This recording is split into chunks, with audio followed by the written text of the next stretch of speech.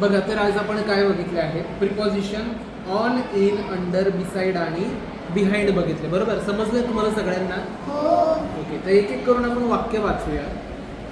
यश, वाच बरं पहिलं वाक्य. The book is on the table. याचा अर्थ काय रे? कोण सांगेल? हात वर करा. रुही सांग. बुक टेबलच्या वरती आहे. Very good. अन्विता, वाच बरं 2 नंबरचं वाक्य. The cat is in the box. Cat is in the box म्हणजे काय? मांजर बॉक्सच्या मध्ये आहे. Very good.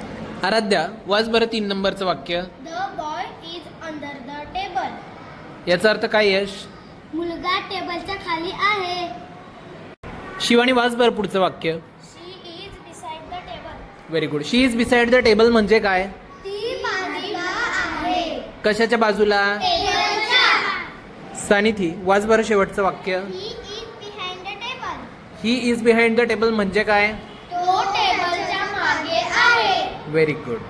तर मला सांगा, ऑन म्हणजे काय? च्या. इन म्हणजे? अंडर म्हणजे? बिसाइड म्हणजे? आणि बिहाइंड म्हणजे?